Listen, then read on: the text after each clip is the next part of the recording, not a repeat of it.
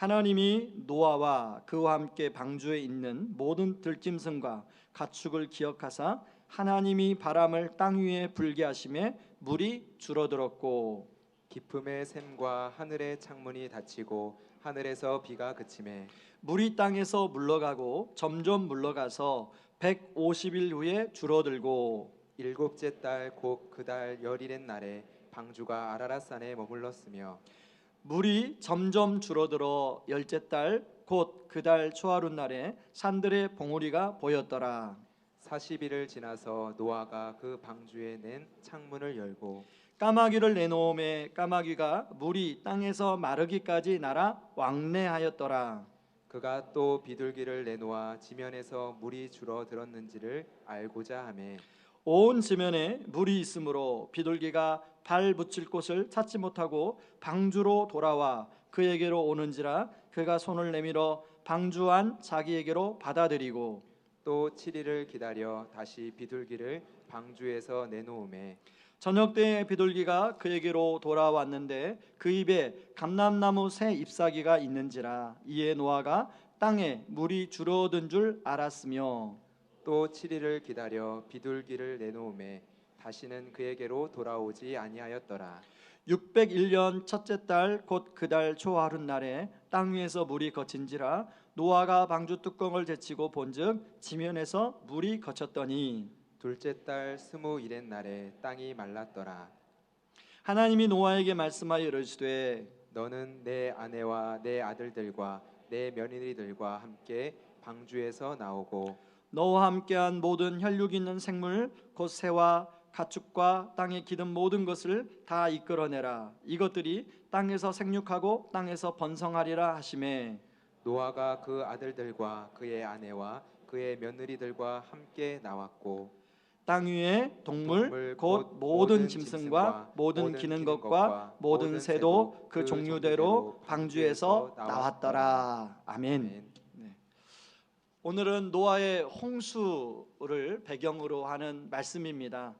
여러분 창세기 1장에 보면 하나님이 온 세상을 만드시고 사람을 만든 다음에 보시기에 심히 좋았더라라는 말씀을 하셨습니다. 그런데 그 보시기에 좋았던 세상은 사람 안에 죄가 들어옴으로 말미암아 그 보시기에 좋았던 세상이 엉망이 되었습니다.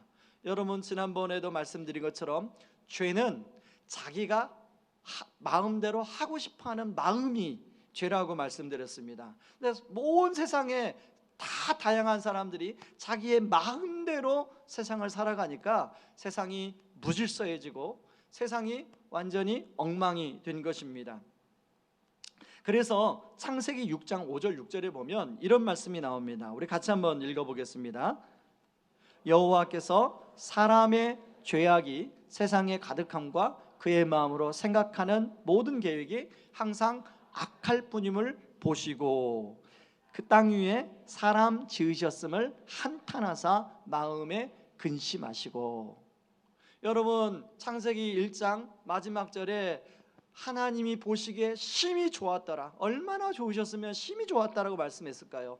근데 그런 세상, 그런 사람을 향하여 하나님이 지으셨음을 한탄하고 계시더라는 겁니다. 그래서 하나님은 안타깝지만 물로 세상을 심판하고 새로운 세상을 만들 계획을 가지고 계십니다. 바로 그게 노아의 홍수 심판 사건입니다. 여러분 이 홍수 사건이 역사적 사실이냐 아니냐를 가지고 여러 가지 찬반 설왕설래가 있는데요. 여러분 이것도 맞아요. 창조과학과 하나님이 세상에 창조했다는 것과 진화했다는 것에 대한 설왕설래가 많습니다. 그래서 어떤 사람들은 창조는 비과학이고 진화는 과학적이고 라고 생각을 많이 하는데요. 여러분 창조도 증명할 수 있는 게 있고 증명할 수 못하는 게 있습니다. 그런가 하면 진화도 증명할 수가 있는 게 있고 증명하지 못하는 게 있습니다. 그러므로 창조나 과학이나 이건 과학이고 이건 종교고 아니야 이것은 비과학이고 그렇게 말하는 것보다는 서로 어떤 걸 믿느냐의 관점의 차이라는 겁니다. 다시 말씀드리면 창조도 믿음이고요 진화도 믿음이라는 거예요. 여러분이 뭘 믿느냐에 따라서 그게 달라진다는 겁니다.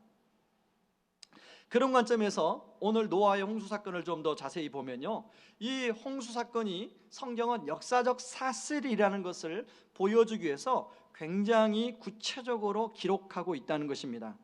여러분 창세기 7장에 보면 노아가 600세가 되는 해에 홍수가 이제 비가 내려서 홍수가 시작되었다고 나오는데요, 40일 주야로 밤낮으로 비가 내리고, 그리고 땅에 샘이 터지고 하늘에 창이 열려서 물이 쏟아졌다, 이렇게 나옵니다. 그래서 물이 15규빗이나 모든 지구상에서 올라갔는데요, 가장 높은 산보다 15규빗이니까 여러분 1규빗은 이 손끝에서 팔꿈치까지가 1규빗입니다. 그래서 보통 45cm라고 얘기해요.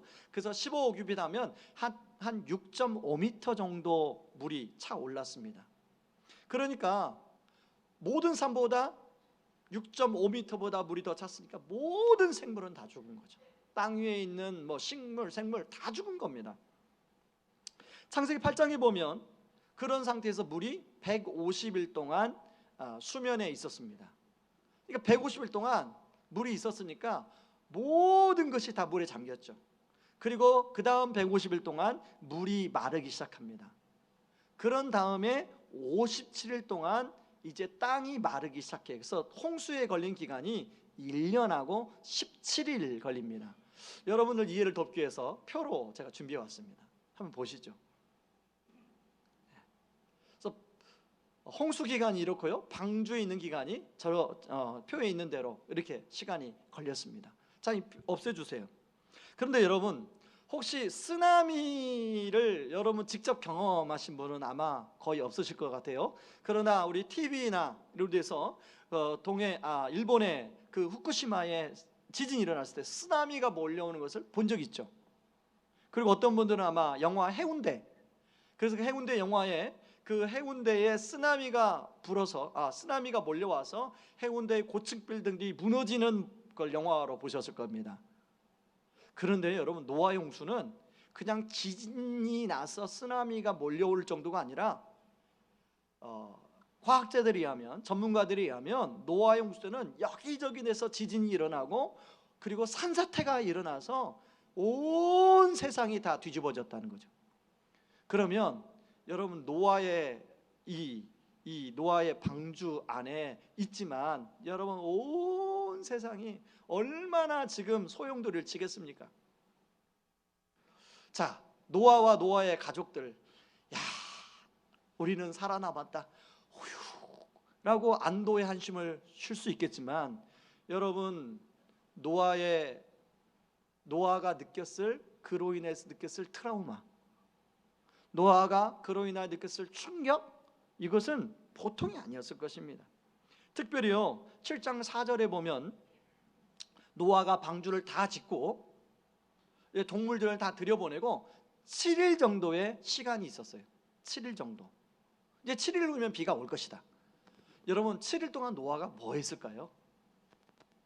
노아의 아버지 라멕은 홍수가 일어나기 5년 전에 죽었습니다. 성경에 보면. 그리고 그때 할아버지도 아마 몇 개월 전에 죽었던 것 같아요. 노아의 형제들이 있었을 것이고요, 그리고 또 노아의 사돈도 있었을 것이고, 또 노아의 사촌들도 있을 것이고, 아마 저나 여러분이나 노아라면 7일 동안 그 사람들에 찾아가서, 야, 7일 후에 이제 홍수가 날 거야, 그러니 지금이라도 늦지 않았으니까 방주로 빨리 들어와, 그러지 않았을까요? 그런데 성경에 보니까 한 사람도 그 말을 듣지 않았어요. 여러분, 자, 노아가 이제 방주의 문이 닫혔어요. 그리고 이제 홍수가 나기 시작해서 많은 사람들이 노아의 방주에 와서 문을 열어달라고 하소연했을 거예요. 제가 그림을 좀 준비했는데 보실래요? 저기 몇 명밖에 없잖아요. 근데 아마 더 많은 사람이 있지 않았을까. 그런데요, 하나님이 이 방주의 문을 닫았기 때문에 노아가 열 수가 없는 거예요. 그런 상황 속에서 이 노아가 그 광경을 보지 못했지만 상상할 수 있잖아요. 그로 인해 했던 트라우마나 충격이 얼마나 컸을까. 여러분 혹시 외상후 스트레스 이런 걸 들어보셨습니까? 그렇죠? 사람이 어떤 사고를 당하게 되면 겪는 심리적, 정신적 스트레스를 말하죠. 성경이 자세히 나오지 않지만 대홍수의 재앙에서 살아남은 노아, 아마 이러한 외상후 스트레스에 많이 시달렸을 것입니다. 여러분 방주, 그리고 방주 안에 들어간 동물의 수는 얼마나 됐을까요? 여러분은 상상에 맡기겠습니다. 뭐 온갖 종류들이 쌍으로 들어갔으니까요. 창조과학회 김명현 박사님 표현에 의하면 15,000마리에서 2만 마리가 들어가지 않았을까.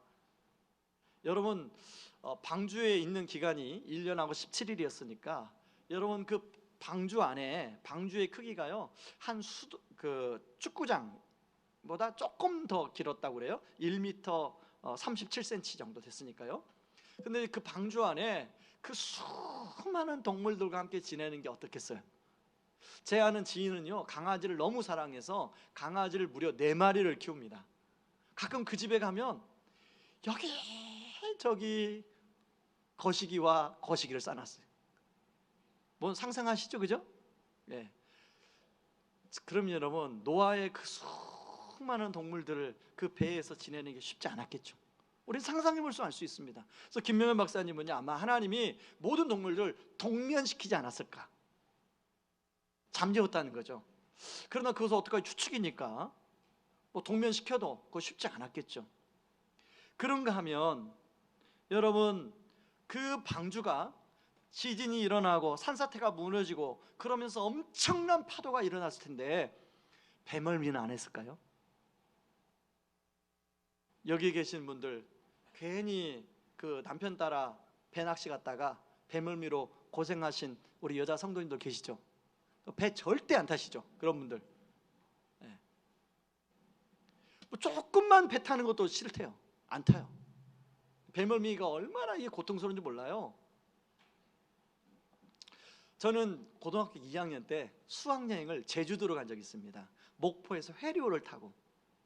근데 그 회류가요 폭풍우를 만난 거예요. 4m, 5m 되는 파도를 만난 거예요. 그때 저는 배멀미가 어떤 거냐 경험했어요. 자, 어떻든 간에 노아가 겪었을 여러 가지 그런 상황들. 근데 무엇보다도 이 밤낮으로 내리는 비가 언제나 멈출지, 그리고 이 배가 지금 어디로 가는지, 어떤 것도 예측이 안 되잖아요. 여러분 노아의 방주가 창이 있는데요, 창을 성경에 보면 창이 꼭대기에다 달으라고 써요. 지금 이게 노아의 방주라면 여러분 우리는 창문이 어디 있습니까? 창문이 어디 있어요? 창문이 좀 대답을 좀 해보세요. 자, 창문이 어디 있습니까? 옆에 있잖아요. 여러분 집에 창문이 어디 있어요? 꼭대기에 있습니까? 옆에 있잖아요. 근데 왜 하나님은 창문을 위에다 달으라고 했을까? 저는 그걸 보면서 아마 창문을 옆에다 달라고 했으면 노아가 분명히 창문 열고 봤을 거예요. 세상이 무너지는 것을, 사람들이 아우성치는 것을 봤을 거예요. 그러면 노아가 훨씬 더 충격이 더했을 거예요. 그래서 하나님은 창문을 위에다 달라고 하지 않았을까? 노아의 이런 상황을 상상하면서요 노래로 만들어진 곡이 있습니다. 연평한 씨가 작사한 제목인데요, 그들이 방주 안에 있을 때라는 노래입니다. 제가 이 노래 잘 못 부르거든요. 좀 노래가 어려워요. 그래서 가사만 불러드릴게요. 깊은 어둠 속에 보이지 않는 빛, 그래서 알 수 없는 미래, 그래서 불안한, 난 아무것도 할 수 없고 기다릴 수밖에 없는 그때, 새로운 시대는 아직 오지 않고 심히 요동치는 지금 이곳에서 후렴이 이렇게 됩니다. 이 배는 어디로 가는지, 이 비는 언제쯤 그칠지, 막 후렴이 계속 반복돼요. 저는요 이 말씀을 여러 번 묵상하고 또 이 찬양을 여러 번 들으면서요, 이 방주 안에 있는 노아와 노아의 가족들이 꼭 우리의 인생이 아닌가 하는 생각이 들었어요. 여러분, 인생을 살다 보면 사람이 저마다 겪는 일들, 예상치 못한 일들이 있습니다.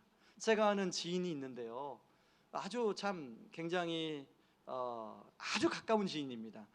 그 괜히 여러분 상상하지 마세요. 누구 아니야? 상상하지 마세요. 여러분이 모르는 분이에요. 근데 그분은 결혼할 때 너무 행복하게 결혼했어요.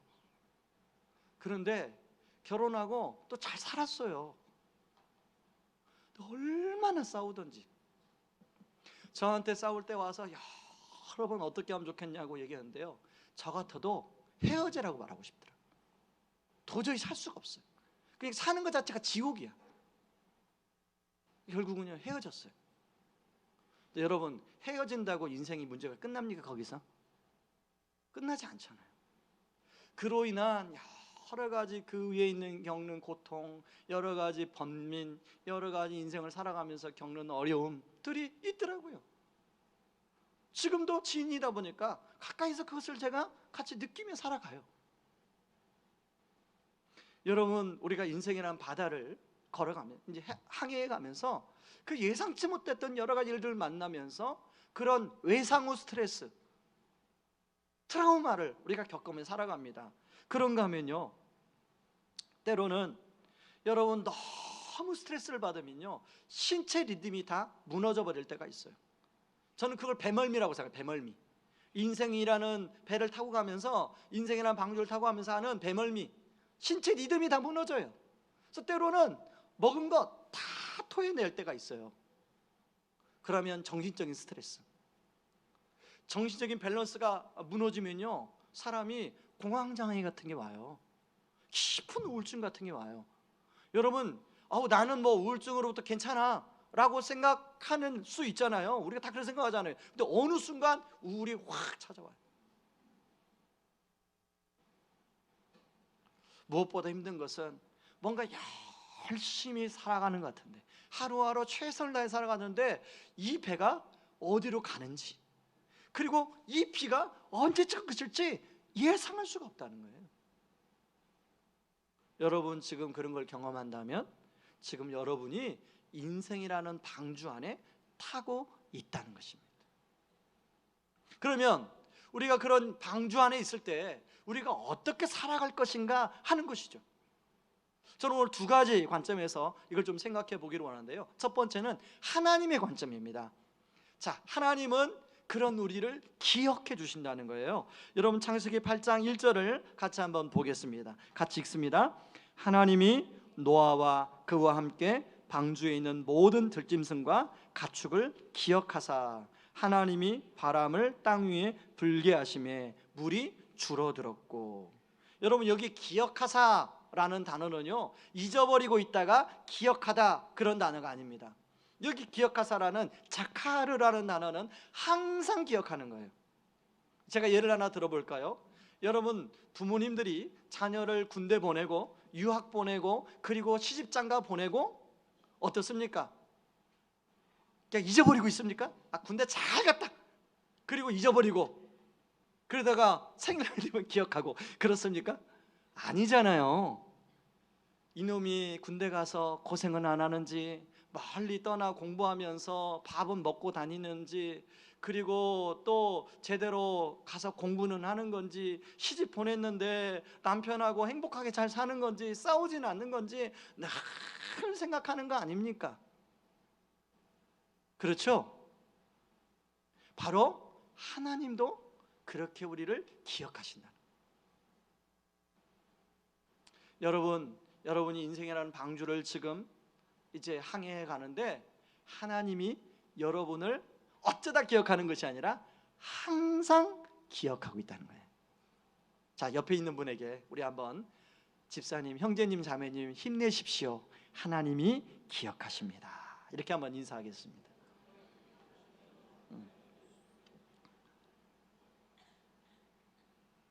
여러분, 하나님이 노아를 기억하셨어요.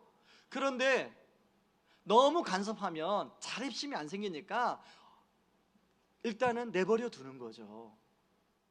그래서 세번역 성경은요, 이 단어를 뭘로 번역했냐면 돌아보다라는 단어로 번역하고 있어요. 하나님이 항상 돌아보셨다는 거예요. 여러분, 근데 문제는 뭡니까? 막상 하나님이 기억하시고 하나님이 돌아보시는 것이 우리 삶 가운데 느껴지지 않는다는 거잖아요. 느껴지지가 않아요. 특별히 어려운 상황에 놓였을 때 뭔가 간절히 하나님께 내가 바라는데 그게 응답이 더딜 때 그게 느껴지지가 않는 거죠. 그래서 성경에 보면요, 특히 시편에 보면 그런 상황 속에 드리는 시인의 기도가 많이 나오는데요. 여러분, 시편 13편 말씀을 한번 보실래요? 시편 13편 1절, 2절을 3절을 같이 한번 보겠습니다. 같이 읽습니다. 여호와여, 어느 때까지니까 나를 영원히 잊으시나이까? 주의 얼굴을 나에게서 어느 때까지 숨기시나이까? 나의 영혼이 번민하고 종일토록 마음에 근심하기를 어느 때까지 하오며 내 원수가 나를 치며 자랑하기를 어느 때까지 하리이까? 여호와 하나님이여, 나를 생각하사 응답하시고 나의 눈을 밝히소서. 두렵건대 내가 사망의 잠을 잘까 하오며. 저는 시편을 읽다가 여러분, 시편에 보면 찬양시, 감사시, 그리고 이렇게 탄식시가 나오는데요, 이 시편에 만약에 찬양시와 감사시만 있다면 성경이 그냥 멀게만 느껴졌을 거예요. 근데 탄식시가 있는 게 얼마나 참 위로가 되는지. 탄식시를, 이런 시를 읽을 때마다 아, 나만 그런 게 아니구나, 다윗과 같은 믿음의 사람들도 이런 시간이 있었구나, 하나님이 기억하시는 게 느껴지지 않는 시간이 있었구나, 위로가 돼요. 위로가. 여러분, 신년에 성경을 읽으시는 분들은 아마 창세기와 마태복음부터 읽을 텐데요, 여러분, 마태복음 4장에 보면요, 이해가 안 되는 내용이 나와요. 여러분, 혹시 마태복음 4장 그냥 이렇게 넘어가셨던 분들은 성경을 제대로 다시 한번 보셔야 됩니다. 자, 마태복음 4장 1절 한번 보세요. 4장 1절 같이 한번 읽어볼까요? 그때에 예수께서 성령에게 이끌려 마귀에게 시험을 받으러 광야로 가사. 여러분, 이 그때가 언제인지 아십니까? 마태복음 3장 마지막 부분에 보면 이제 예수님이 30년의 생애, 이제 개인 사적인 생애를 마치고 공생의 사역을 시작하는 그 선포식이 나옵니다. 예수님이 세례를 받을 때 하늘문이 열리면서 성령이 비둘기처럼 내려오면서 하나님이 말씀하시는 이는 내 사랑하는 아들이라, 그 선포식이 일어나는 때예요. 그때가 그 공생의 사역이 시작되는 첫 번째 사역으로 예수님이 광야로 가셔요. 근데 여러분, 사단에 이끌려 광야로 가셨다, 그럼 우리가 이해가 돼요. 근데 누구에 이끌려 갔다고요? 성령에 이끌려. 그러면 이건 하나님도 허락하신 거 아닙니까? 여러분, 이것을, 자, 이 광야는요, 먹을 것도 없고 마실 것도 없고 아주 척박한 곳이에요. 어떤 분들은 예수님이니까 지낼 수 있었겠지. 근데 예수님은 그때 육체를 입고 계셨거든요. 자, 이 말씀을 잘 이해하려면 히브리서 2장 18절과 함께 이해를 하셔야 돼요. 히브리서 2장 18절 말씀 같이 한번 읽어볼까요? 같이 읽습니다. 자기가 시험을 받아 고난을 당하셨은즉 시험 받는 자들을 능히 도우시느니라. 아멘이십니까? 어떤 분들한테 이렇게 말씀드렸더니요, 특히 여자 성도님들이 가끔 제자반할 때 그런 질문을 해요. 목사님, 예수님은 애를 안 낳아봤잖아요. 그리고 사춘기 애 안 키워봤잖아요. 그러면 제가 뭐라고 하냐면, 목사님은 예수님은 애를 안 낳아봤지만 예수님이 하나님이 아니십니까? 자기 자식을 이 땅에 내려보내실 때 얼마나 그게 고통스러웠을까요?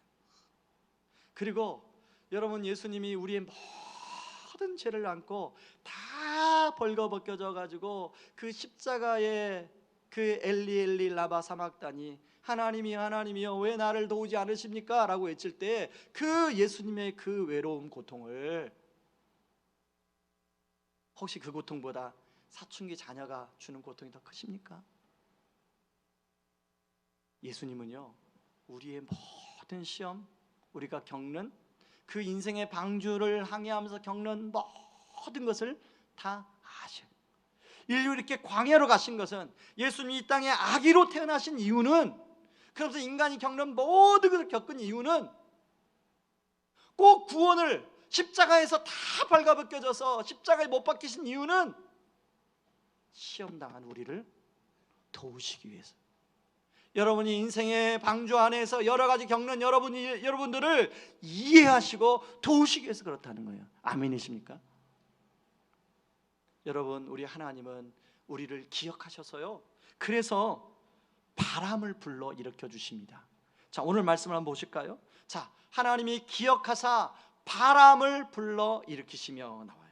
이 바람은 두 가지 의미가 있습니다. 하나는 이 바람이라는 뜻은 푸뉴마라는 뜻인데요, 우리가 생각하는 일반적인 바람을 의미합니다. 여러분, 지금 햇빛이 광렬하게 비추고 있어요. 땅에 수증기가 올라와서 물이 마르고 있습니다. 근데 하나님이 바람을 불러 일으켜 주시면 물이 빨리 마른다는 것을 아십니까? 제가 그래서 이렇게 과학적인 근거가 있는지를 찾아봤어요. 그랬더니 여러분, 수증기가 이렇게 일어나면, 바람이 불면 그 수증기가 다른 데로 날아갑니다. 그리고 수증기가 차있던 빈 공간이 생기는데 그 공간을 채우기 위해서 더 다른 수증기가 빨리 그 공간을 채운다는 거예요. 쉽게 말해서 여러분, 빨래가 어느 날에 잘 마르십니까? 예? 자, 빨래가 어느 날에, 목사님 나 빨래 안 널어봤는데요, 빨래는 바람 부는 날이 훨씬 빨리 마릅니다. 그런 원리예요. 하나님이 바람을 부르게 물이 빨리 마르도록, 하나님이 여러분의 인생 가운데 그런 바람을 불러 일으키심으로 말미암아 여러분의 인생의 물이, 그 고난의 물이 빨리 마르는 역사가 있기를 주의 이름으로 축원합니다. 그런가 하면요, 이 바람이라는 단어는 창세기 1장에 나오는 하나님의 영이 운행하시나니라는 영, 푸뉴마, 그때도 푸뉴마가 쓰였어요. 그 성령이, 하나님이 우리 인생 가운데 성령의 바람을 불러 일으켜 주세요. 제가 이 말씀을 묵상하고요, 제 인생을 이렇게 돌이켜봤어요. 그랬더니 하나님이 제 인생 가운데 성령의 바람을 불러 일으켜 주셨어요.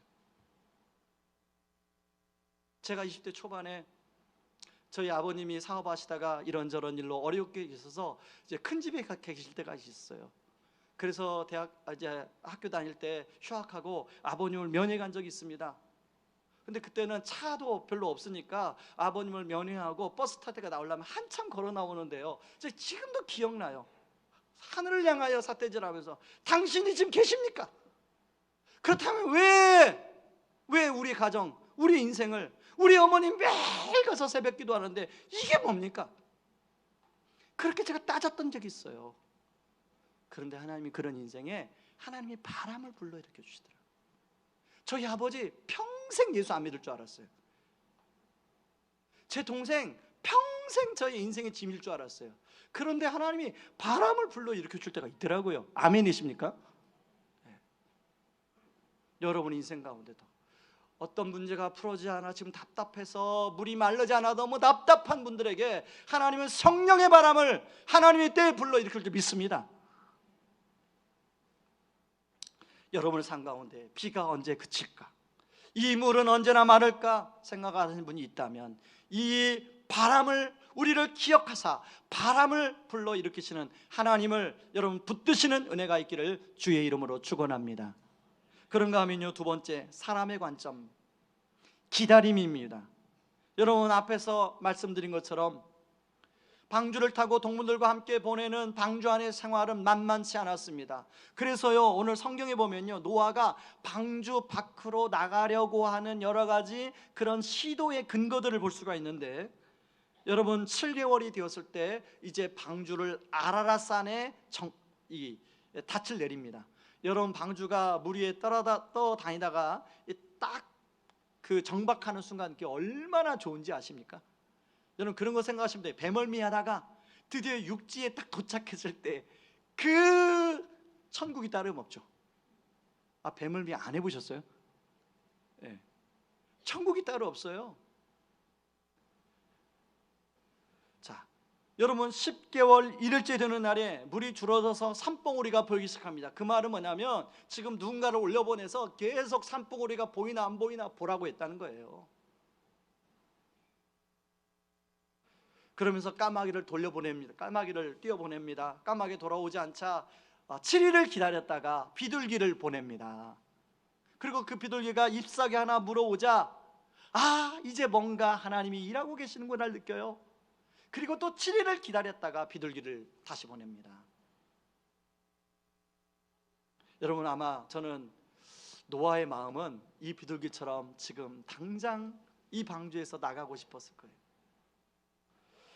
601년 1월 1일에 땅 위에서 물이 거친 것을 보았다고 성경에 나옵니다. 야, 드디어 물이 거쳤구나. 그렇지만요, 노아는 더 57일을 기다립니다. 14절에 보니까 둘째 날 21의 날에 땅이 말랐다. 땅이 완전히 마를 때까지 기다려요. 그런 다음에 하나님이 노아에게 말씀하세요. 여러분, 17절에 보면 노아에게 말씀하신 내용인데 우리 같이 한번 읽어볼까요? 같이 읽습니다. 너와 함께한 모든 혈육 있는 생물 곧 새와 가축과 땅에 기는 모든 것을 다 이끌어내라. 이것들이 땅에서 생육하고 땅에서 번성하라 하심에 노아가 그 아들들과 그의 아내와 그 며느리들과 함께 나왔고. 여러분, 방주에 들어갈 때도 노아는 하나님의 말씀으로 들어갔고 나올 때도 하나님 말씀을 듣고 나왔어요. 그야말로 노아는 기다림의 사람이었어요. 여러분, 우리가 살아가는 시대는 빨리빨리 시대입니다. 그래서 모든 게 빨리빨리, 특히 우리 한국은 모든 게 빨리빨리 돼요. 특히 여러분, 선진국에 살다가 이렇게 우리나라 와서요 참 좋은 게 있다고 그래요. 모든 게 빨리빨리 되니까. 특히 여러분, 미국 같은 선진국도요 가보면 뭔가 관공서에서 일을 처리하나 해보신 분은 알겠지만 얼마나 더딘지 몰라요. 엄청 느려요. 답답해서 미칠 것 같아요. 저도 미국에 뭔 서류를 하나 보냈다가 그 서류 봤는데 제가 3개월이 걸려요. 3개월. 여러분, 우리나라 같으면 그런 서류는요 보내면 그 다음날 나옵니다. 그렇죠? 저는 이러면서 참 우리나라의 이 행정 시스템이 얼마나 마음에 드는지 몰라요. 병원 뭐 어떤 수속 밟으면 막 금세 탁탁탁탁 돼요. 그럼 미국에 이렇게 가서 가장 걱정하는 게 뭐냐면 이렇게 병이 생기면 물론 돈도 많이 들지만 이 수속 같은 게 워낙 늦어요. 그러다 보니까 우리는 뭔가 빨리빨리 되기를 원해요. 근데 어떤 것들은 빨리빨리 되는 것도 있지만요 어떤 것들은 시간이 되어야 되는 것들이 있습니다. 하나님의 때가 되어야 되는 것들이 있어요. 그래서 기다리는 게 쉽지 않습니다. 저는 창세기 12장을 읽다가 창세기 12장 여러 번 읽었지만 이번에 읽다가 창세기 12장 2절 3절 말씀, 이게 얼마나 참 이런 축복이 하나님이 주셨네, 아브라함이 얼마나 기쁠까. 여러분, 창세기 12장을 한번 펴보실래요? 창세기 12장을 펴보십시오. 여러분, 교회에 오실 때는요 성경을 가지고 오시면 좋습니다. 저도 뭐 패드도 있고 핸드폰에도 성경이 있는데요, 제가 일부러 성경을 항상 갖고 다니는 이유가 뭐냐면 성경을 이렇게 갖고 다니면요 자꾸 읽고 싶어져요. 여러분, 성경을 안 갖고 다니면요 읽고 싶은 마음이 없어져요. 그러니까 성경을 여러분 좀 무겁지는 않잖아요. 그죠? 자, 12장 2절 3절을 같이 한번 읽어보겠습니다. 없는 분들은 옆에 있는 분을 보시고 같이 읽습니다. 내가 너로 큰 민족을 이루고 내게 복을 주어 내 이름을 창대하게 하리니 너는 복이 될지라. 너를 축복하는 자에게는 내가 복을 내리고 너를 저주하는 자에게는 내가 저주하리니 땅의 모든 족속이 너로 말미암아 복을 얻을 것이라 하신지라. 아멘. 자, 아브라함이 이 말 듣고 얼마나 기뻤을까? 이야, 하나님이 나를 이런 축복을 해주시다니. 근데 여러분, 아브라함이 이런 축복이 현실로 된 건 얼마나 걸렸나요? 이게 75세 때 이 말을 들었거든요. 그런데 100세에 돼서야 이제 갓난 아기 이삭이 태어났어요. 아까 우리 채은이 봤잖아요. 이런 갓난 아기 이삭이 태어났어요.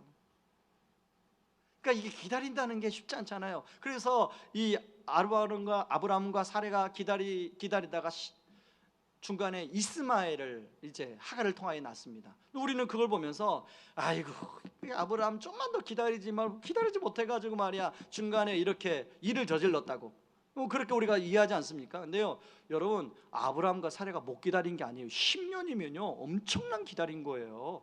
여러분의 인생이 아니라고 그렇게 쉽게 말하지 마세요. 10년 기다린 거 쉽지 않습니다. 근데 어떻든 간에 여러분 우리는 잘 기다리지 못해요. 기다리는 게 어려워요.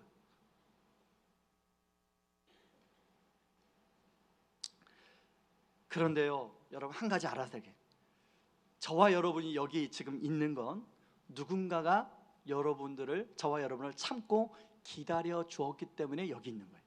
맞습니까? 동의가 되십니까? 동의가 되시는 분은 아멘하세요. 자 동의가 되십니까? 근데 그 누군가 중에 가장 여러분들 많이 기다린 분들은 하나님이세요. 여러분 예수님도 공생의 사역을 하고 십자가에 못 박혀서 우리를 구원하시기 위해서 오신 거잖아요. 근데 저는 가끔씩 아니 그냥 구원하려면 어느 날 짠 하고 나타나서 구원하면 되지 왜 굳이 갓난아기로 태어나서 온갖 고생을 다 하고 33년이나 기다려가지고. 기다림의 대왕은 누구셔요? 예수님이세요. 예수님 많이 기다리셨어요. 저와 여러분을 구원하시려고. 여러분 하나님은 기억하다가요 이제 말씀하실 때가 와요. 오늘 보면 14절에서 16절 말씀 한번 보실래요? 자, 하나님이 노아에게 말씀하십니다. 같이 읽습니다. 둘째 날 21일 날에 땅이 말랐더라. 하나님이 노아에게 말씀하여 이르시되 너는 아내와 아들들과 며느리들을 데리고 방주에서 나가라. 이 말씀하실 때가 있어요. 여러분의 삶에 지금 무엇이 답답하십니까? 속되가 더디어 기다리는 것이 힘든 어떤 일 그리고 어떤 대상이 있을지도 모르겠어요. 이것이 개인적인 일일 수도 있고 비즈니스적인 측면일 수도 있고 아니면 여러분의 자녀일 수도 있고 여러분의 부모님일 수도 있고 여러분의 배우자일 수도 있습니다. 근데 그 기다릴 때 하나님의 때가 온다는 것입니다. 하나님의 음성이 들려질 때가 온다는 것입니다. 그런데요 여러분 무작정 그냥 하나님의 음성이 들릴 때가 기다린다는 게 쉬운 게 아니에요. 근데 오늘 성경에 보니까 여러분 6장 9절에 보니까 노아를 설명하면서 노아가 어떤 사람이냐 설명하면서 하나님과 동행하였더라 하게 나와요. 여러분 이것은요 바로 창세기 5장 24절에 에녹이 하나님과 동행했다는 단어예요. 저는 노아나 에녹이 하나님과 어떻게 동행했을까를 생각했어요.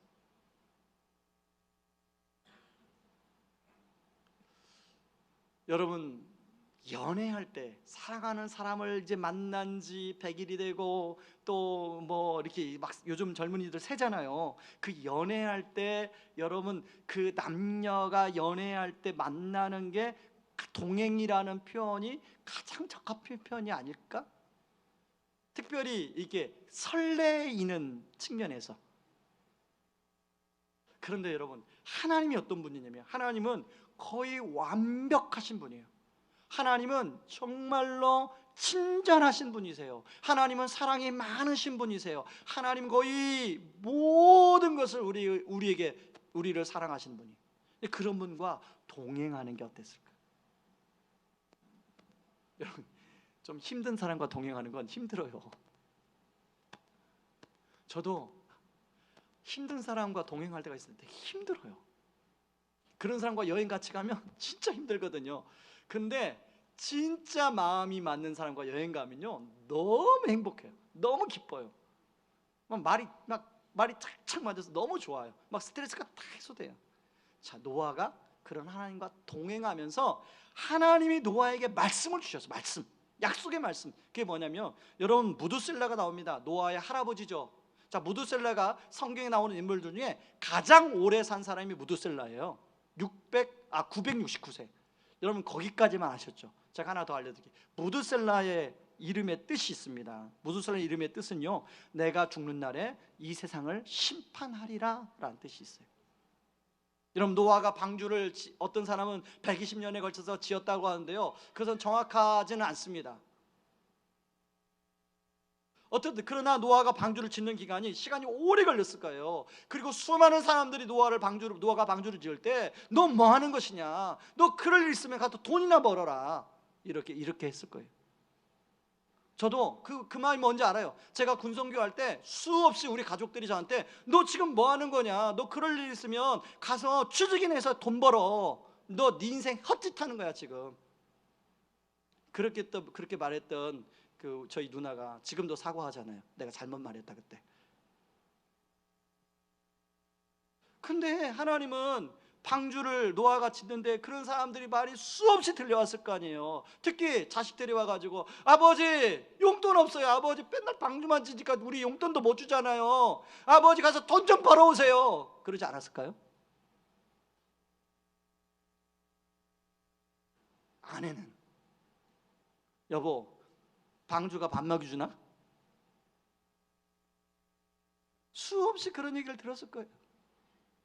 그런데 노아에게는 하나님의 말씀이 있었어요. 약속하신 말씀이 있었어요.